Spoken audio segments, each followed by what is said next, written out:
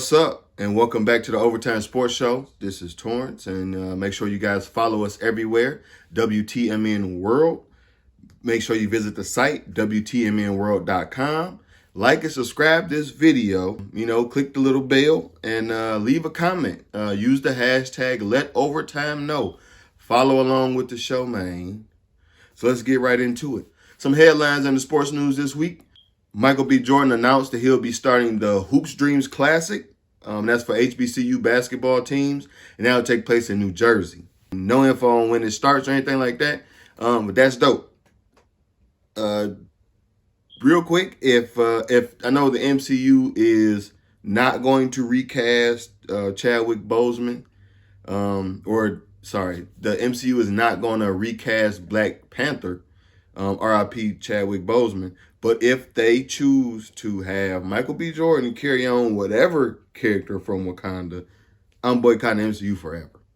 I also want to give a little bit more info on those Negro leagues that's all making their way to the MLB history books, because there were 7 leagues, and those 7 leagues were the Negro National League, that was from 1920 to 1931, the Eastern Color League, that was from 1923 to 1928, the American Negro League, that was in 1929, the East-West League, that was in 1932, the Negro Southern League, that was in 1932 as well, and the Negro National League, 1933 to 1946, and the Negro American League was from 1937 to 1948.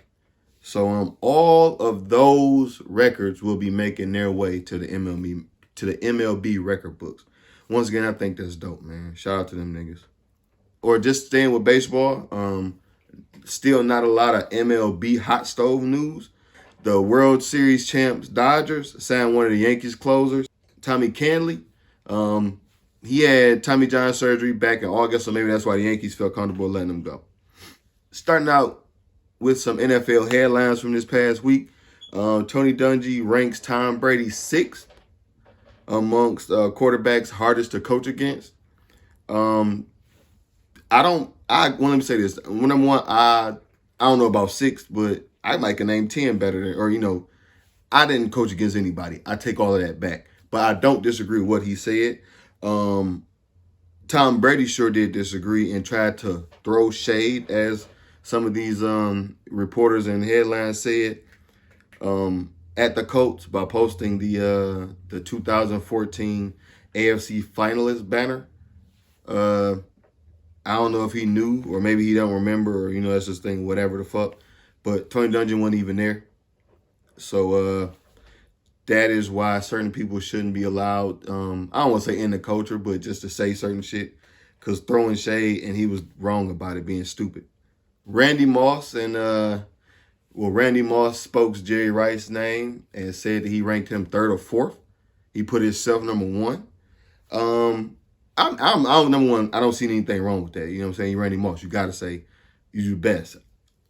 I don't know if you should say what you said about Jerry Rice, but whatever. I don't even care about that. Personally, though, Randy Moss at one point was my very favorite wide receiver of all time. But, just facts is facts. Like, he's not the best, at least not in my eyes. I rank Chris Carter ahead of him. I rank a few ahead of Randy Moss. Randy Moss was, he had one, one trick, He had one route.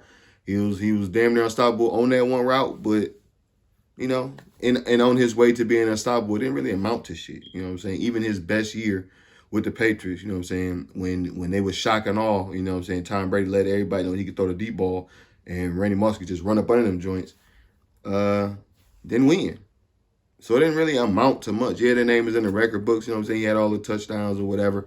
That's absolutely great if that's what you play for. But you didn't win. There's a new rule in the NFL where teams can interview coaching and GM candidates remotely. And they can start doing that now or this past week. I just hope the Lions make the right choice because they've been interviewing this whole time. You can interview all you want. You just got to make the right choice, obviously. Sports people are saying that contenders need to look at Matt Stafford, as a possible trade candidate or as a replacement quarterback. Yeah, that's dope, but nigga, get y'all on. We got Stafford here, man. How I wish that we could keep Stafford and that would actually amount to something.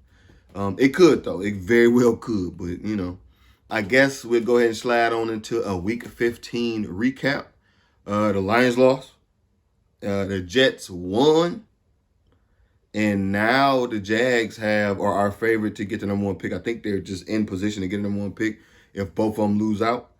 I don't know how the hell they let that happen, but I shouldn't say that, but it could be due to them being okay with Darnold, and they're gonna use the number 2 pick to do whatever. Because somebody, if they don't want to use it to draft somebody, they can definitely trade that pick and get a whole boatload for it. I looked at a couple of way too early mock drafts. They have the Jets taking the tackle out of Oregon. Can't think of the guy's name, but he's a great big old guy. Let's see, I guess. The Steelers lost. Everybody's talking big shit about Juju Smith-Schuster dancing dancing on the logo before the games, which is whatever. Whatever, like the Bengals did right, you know what I'm saying? When they got a chance, they put a hat on them, as they say. Yeah, I hate that all of the guys was coming out saying, no, a guy dancing on the logo won't make you play harder. Come on now, nigga. You gonna play hard anyway, but if he doing that, now you wanna knock his head off. Like I said, I think that they're only overhyping this whole Juju shit just to avoid saying what's really going on in Pittsburgh. The real problem is Pittsburgh, and that's Ben Roethlisberger. I just spoke about them saying that contenders should reach out to Matthew Stafford. Still, I mean, look, if the Steelers trade us whatever in the whole, give us everything for him. If somebody offers us a whole lot for Stafford, then we have to do it. But don't just do it just to get rid of him and get a pick. You know what I'm saying? But the Steelers definitely should look at somebody different, because that nigga Big Ben, his arm hurting, that nigga can't do shit else. That nigga can't do nothing no more. And they can't run the ball. So I tweeted this week as well that the Steelers probably going to take the best running back in the draft. So we'll see. Or maybe not the best running back in the draft, but I see them taking my man Najee Harris, I think his name is, out of Alabama. They're doing the whole little bait and switch, like talking about Juju to avoid talking about Big Ben, kind of the same way. It was a few years ago, and Aqib Talib pointed that out. He said it was the Broncos Patriots game, and Tom Brady played horrible against them, but they brung up whatever in the hell that Aqib Talib did. I think he got like a penalty, pass interference, or one of those kind of penalties toward the end of the game or something like that, and that was going to be the focus. And he said, no, don't talk about that. Talk about how bad Tom Brady plays. So, yeah, that's what they do. Before we leave this, they say that Big Ben is owed $41 million if he chooses to stay. So, they better do something. And that's the thing. I remember when Stafford getting paid, I think he might be making like 34 a year or something like that. And at the time that was astronomical, but then you hear Big Ben making 41 and 34 seems like a deal. So yeah. Saints and Vikings play on Christmas Day. I guess that counts for week 16. But Alvin Kamara had 6 touchdowns. He completely smoked the Vikings. I bet they ain't want that for Christmas. The Lions and Bucks are playing right now as I'm taping. They was getting their ass kicked. So that's all I'm going to talk about on that. Dwayne Haskins this week had got caught up with, had a stripper party with no masks. I'm not going to say what he should and shouldn't do. I'll just say this. Dwayne Haskins, you probably don't play well enough to get away with this type of shit. A good enough quarterback, yeah, they're going to talk shit, but you about to go out there and ball out anyway. So that's what they're going to talk about next, is how good you just played. And they might even make jokes that, yeah, you need to have more strippers around. You know what I'm saying? But when you do shit like this, they're going to say you shouldn't be in the NFL, which they're doing. You know what I'm saying? They even made it a race thing, talking about, all the way back to just the perception of black quarterbacks. Yeah, they aren't seen as professional and as serious players. Nobody sees them as niggas who just have stripper parties. But it's just like, niggas, shut up. It's too many great black quarterbacks that ain't never had no shit tied to them that you can erase that shit. Now, maybe that's me saying that because I am a black person. I know how hard it is for white media and white America to get over some shit sometimes. But shut up, man. This won't necessarily be a race play in the end. Dwayne Haskins is just not a good quarterback. And also, fuck Ohio State. Also this week, the NFL announced their the 2021 Pro Bowl selection. There's 4 black quarterbacks this year. Patrick Mahomes, Deshaun Watson, Russell Wilson, and Kyler Murray. Shout out to Kyler Murray. 3 Lions made it. T.J. Hawkinson, Frank Ragnow, the center, and our punter, Jack Fox. Notable snubs. Saints defensive end, who's actually tied with Aaron Donald at 12.5 sacks this year. Trey Hendrickson. And Devin White from Tampa Bay Bucks. I think both of those guys should have made the Pro Bowl. Last episode, I actually misspoke about my playoff predictions because in the first part, I think I said Lakers and Celtics make it to the finals. And then later on in the video, which I edited out, I had Lakers over Heat. I'm sticking with my Lakers over Heat. So if you guys want me to if you want to hold me to the Lakers Celtics, shut up. I'm not doing that. I'm switching it to my pick that I wanted to say that I just forgot and put, I guess, ahead of it, whatever the fuck. I'm sticking with the Lakers Heat as my finals and the Lakers winning. Staying with the NBA or on to the NBA, December 22nd is actually should be known as Wave Josh Smith Day, because that's on the day that the Detroit Pistons waived the Josh Smith in their life. So, piece of advice to everybody out there, if you're having troubles or anything like that, consider it. Waive the Josh Smith in your life. Whatever the Josh Smith in your life is, waive it. Well, I would say because then you'll prosper, but like the Lions the Pistons ain't really did shit since then. So this week it was announced that the Pistons has hired Big Sean as creative director of innovation, and he'll be involved in a variety of community, marketing, and merchandise initiatives. That's dope for him. I don't really like the jerseys that he designed, so I think we probably gonna get a lot more of that type of shit.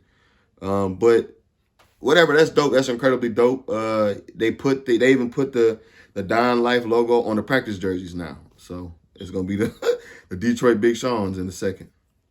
The NBA this week announced the Hall of Fame finalists. Some of the big names this time around is Paul Pierce, Doug Collins, Michael Cooper, and Lauren Jackson. Also joining them is Chauncey Billups, Chris Bosh, Rip Hamilton, Becky Hammond, Swin Cash, and Ben Wallace. Before I talk shit, I think that's dope that Chauncey Billups, Rip Hamilton, Swin Cash, and Ben Wallace all are up for the Hall of Fame. And they were all winning at the Palace at the same time. Shout out to that Detroit Shock team, man. Fuck the Pistons. Fuck them Pistons, at least. When I read that, I said in my head, like, is Chauncey Billups or Rip Hamilton Hall of Famers? Like, I think in my mind, Ben Wallace is a no-doubt Hall of Famer. You can't be that great defensively and win that many, defensive players of the years and all that kind of crazy stuff and not make it. But I think, honestly, that all the names from that Pistons team should make it. Rip, Sheed, Big Ben, and Chauncey, and Tayshaun.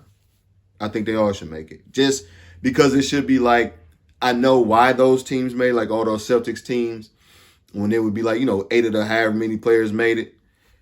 I think these niggas should make it because just how the impact that team had was great. And they beat Shaq and Kobe. So, yeah, I'm going to use this moment to boost my niggas some because I don't think there's another team at that time that could have beat them niggas. You know what I'm saying?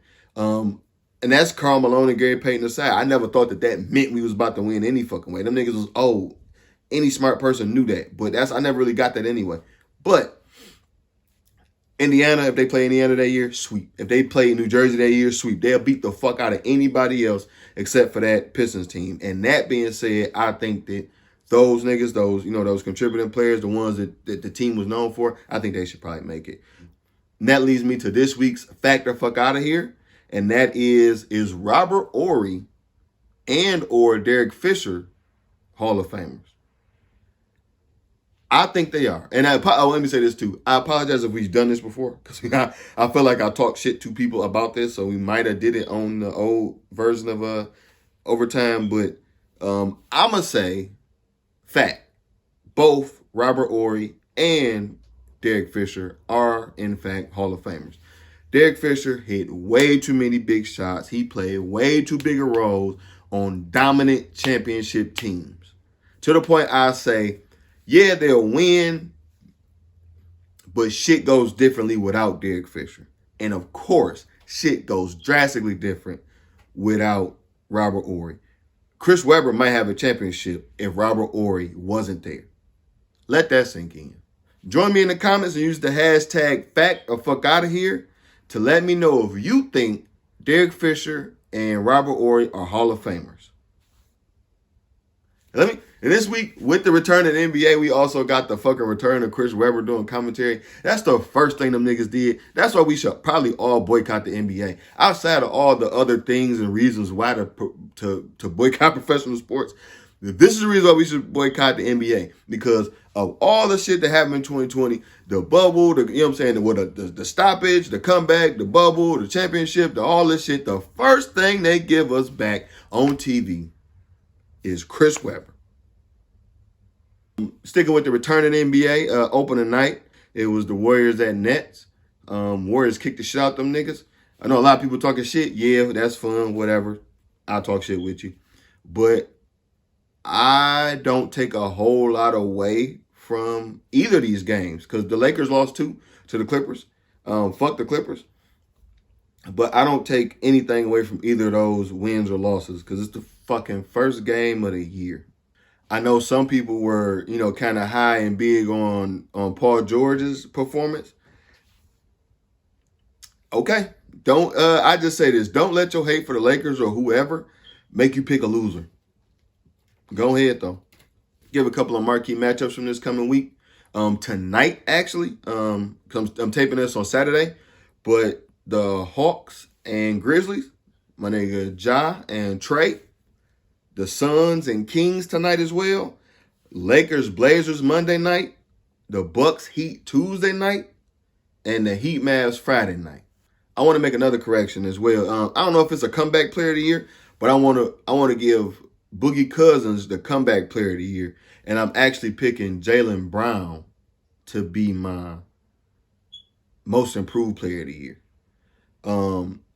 In my mind, man, if Jaylen Brown, because right now, I think Jaylen Brown and Jayson Tatum is almost the exact same. One just got the green light, I guess.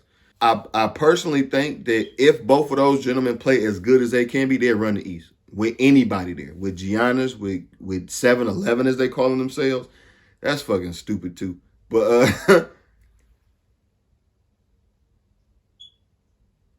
yeah, I think that those two gentlemen will run the East. And I guess I'm going to go ahead and slide into the this week's Fraud or For Real is the tandem of Jayson Tatum and Jaylen Brown, Fraud or For Real.